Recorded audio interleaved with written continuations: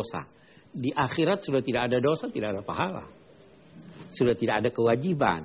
Jadi haramahuma di sini artinya Tuhan mencegah itu. Nah, ayat ini sebelumnya kita pernah berbicara bahwa kalau penghuni sorga itu dendam di dalam hatinya sudah tidak ada. Iri hati sudah tidak ada. Nah, ucapan mereka ini menggambarkan bahwa sebenarnya mereka kami ini mau kasih kamu itu. Tapi Tuhan cegah kami. Kami itu tidak dendam sama kamu. Dendam tidak ada lagi walaupun terhadap musuh Anda. Ya toh, itu di sorga nanti. Nah, orang-orang kafir itu Allah mencegah memberikan itu kepada orang-orang kafir, baru dia jelaskan yang menjadikan agama mereka sebagai kelengahan dan permainan.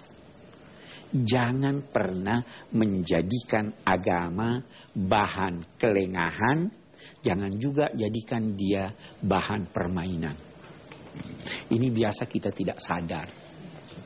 Kita saja biasa mungkin lihat di TV ya. Orang berdakwah kok membuat orang tertawa. Ya, tertawa untuk memberikan kesegaran tidak terlarang. Tapi kalau sepanjang waktu ketawa terus, itu nggak benar. Itu bisa berarti menjadikan agama sebagai permainan. Ya, sekali lagi saya katakan, suksesnya dakwah itu bukan karena banyaknya orang ketawa atau menangis. Dakwah itu sukses kalau tambah pengetahuan Anda, tambah kesadaran Anda.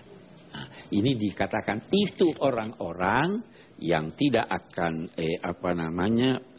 menjadikan agama sebagai sesuatu hal yang melengahkan mereka, menjadikannya permainan, yang terpengaruh, terperdaya oleh kehidupan dunia.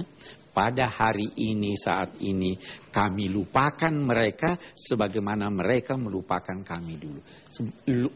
Maksudnya lupa, Allah lupa, itu artinya tinggalkan. Karena sesuatu yang dilupakan itu ditinggalkan. Ya, Allah tidak lupa. Mereka meninggalkan ajaran agama, maka Allah juga meninggalkan mereka. Itu disebabkan karena mereka selalu mengingkari ayat-ayat kami. Ini gitu. Silakan yang mau bertanya. Silakan, saya persilakan kepada Ibu, Bapak untuk bertanya. Silakan Ibu yang berada di depan.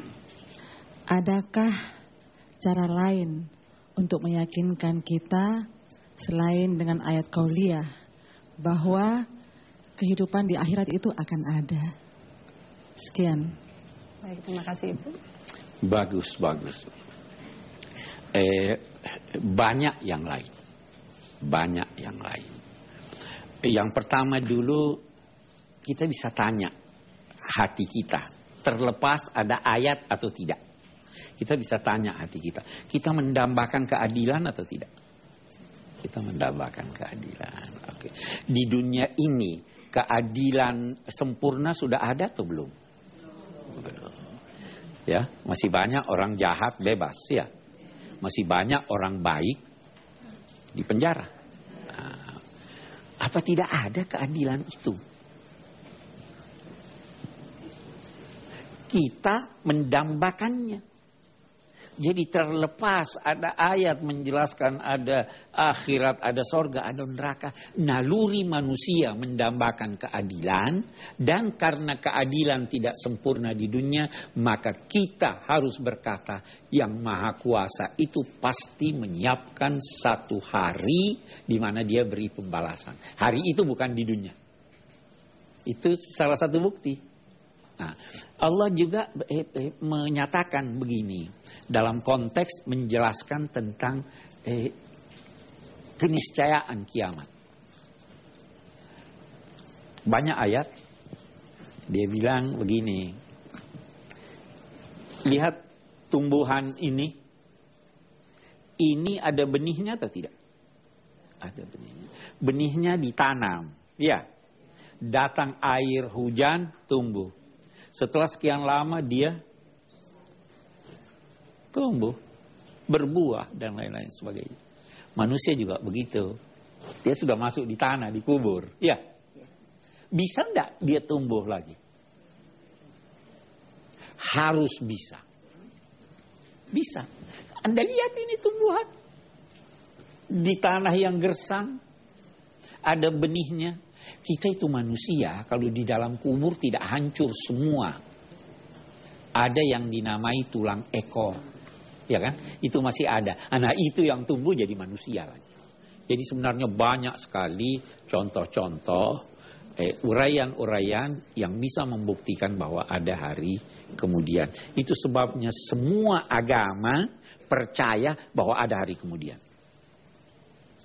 Saya kira. Semua agama percaya. Iya, itu syarat keberagamaan percaya bahwa pasti Tuhan menciptakan suatu waktu untuk menerapkan keadilan bagi semuanya. Karena keadilan sempurna itu tidak akan didapatkan di dunia ini. Karena keadilan sempurna tidak didapatkan. Baiklah, silakan bagi yang ingin bertanya, Bapak. Silakan. Begini Pak Ustaz, ada orang tua yang menghalangi seorang anak gadisnya kawin dengan seorang lelaki soleh karena lelaki ini tidak kaya. Yang saya ingin tanyakan, apakah orang tua ini menghalang-halangi di jalan Allah? Terima kasih. Terima kasih Bapak. Ya, repot juga ya. Begini, ada beberapa sisi yang harus kita dudukkan di sini. Kita tidak bisa hitam putih berkata begini atau begitu. Perkawinan itu adalah hubungan antara dua orang dan dua keluarga. Saya tidak bisa paksa anak saya kawin kalau dia tidak senang. Karena dia yang akan kawin. Nah, tetapi kalau dia dikhawatirkan bahwa kalau dia tidak kawin akan mengakibatkan dia terjerumus di dalam kedurhakaan dan alasannya hanya karena dia tidak kaya, maka ini tidak boleh. Karena Tuhan menjanjikan bahwa kawinkanlah orang-orang yang sendirian. Wa ankihul ayama minkum wassalihina min ibadikum. Kawinkanlah orang-orang yang sendirian, baik laki-laki maupun perempuan. Kalau mereka itu sudah mampu untuk kawin. Kalau mereka miskin, Allah akan beri dia rezeki. Jadi jangan alasan untuk menolak seseorang itu karena dia tidak kaya. Jadikanlah pilihan itu adalah karena dia beragama. Karena dia orang soleh. Nah, tapi walaupun demikian, saya tidak berani berkata kalau orang tua tidak setuju anaknya kawin karena ini, itu otomatis berarti dia menghalangi dari jalan Allah. Saya kira tidak demikian. Menghalangi atau tidak memperbolehkan semuanya hanya karena Allah ya Pak? Iya, itu karena Allah. Ya, baiklah. Nah kita akan lanjutkan kembali ya Pak ya. Pemirsa jangan kemana-mana, kami akan segera kembali lagi setelah pesan-pesan berikut ini. Tetaplah bersama Tafsir Al-Misbah mengenal Surah Al-A'raf. Pemirsa, Anda masih bersama kami dalam program Tafsir Al-Misbah mengenal Surah Al-A'raf. Dan pada segmen ini, saya juga akan memberikan kesempatan Pak pada pemirsa untuk bertanya. Tapi sebelum pemirsa bertanya, boleh saya bertanya Pak? Silakan. Pak, ada tidak ya kalau misalkan orang ini mau masuk surga atau neraka itu bisa tertunda masuknya karena ada keberatan dari orang lain? Misalnya untuk masuk surga bisa tertunda. Ya, kalau untuk masuk neraka itu kan semua perhitungan sudah tidak ada orang yang akan yang tertunda masuk neraka karena putusan sudah jelas. Nah, yang masuk surga bisa jadi ada putusan pendahuluan, tiba-tiba ada yang keberatan. Nah, itu sekian banyak riwayat yang menyatakan hal itu. Misalnya ada seorang ayah baik amalnya, dia diputuskan masuk surga, tapi dia tidak didik anaknya. Waktu dia mau masuk surga, sang anak mengadu pada Tuhan, saya ini di neraka wahai Tuhan, tapi ini karena ayah saya tidak didik saya. Maka dia minta ansifni min hadzal zalim, saya minta keadilan. Itu bisa jadi tertunda. Baik, seperti janji saya pada pemirsa Pak, bahwa saya akan memberikan kesempatan pemirsa untuk bertanya. Kita akan saksikan tayangan berikut ini. Assalamualaikum Pak Kurais. Para penghuni neraka dan surga dapat saling melihat, bahkan berkomunikasi. Bagaimana dengan keluarga yang saling cinta di dunia tetapi di akhirat berbeda tempat? Apakah hal ini dapat menjadi pengurang atas kenikmatan surga? Mohon penjelasannya Ustadz. Assalamualaikum warahmatullahi wabarakatuh. Ada ayat Al-Quran menyatakan begini. Al-akhilla yauma idzin ba'dhum li ba'dhin adu. Orang-orang yang bersahabat akrab di hari kemudian akan menjadi bermusuhan kecuali orang bertakwa.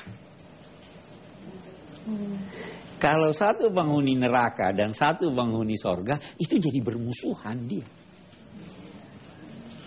Itu sebabnya ada juga peringatan di dalam Al-Quran bahwa di antara pasangan kamu ada yang menjadi musuh kamu. Bisa jadi ada suami yang jadi musuh istrinya. Bisa jadi ada istri yang menjadi musuh suaminya. Bisa jadi ada anak yang menjadi musuh orang tuanya. Jadi itu satu sisi. Pertanyaannya yang sisi lain yang perlu dijawab, apa itu mengurangi? Ya, mengurangi kenikmatan. Nah, orang yang masuk surga itu tidak merasa kurang. Tidak merasa kurang. Jadi kalau misalnya ada sesuatu yang tadinya di dunia dia harapkan, tapi dia tidak dapat di akhirat, itu dia tidak terganggu dia.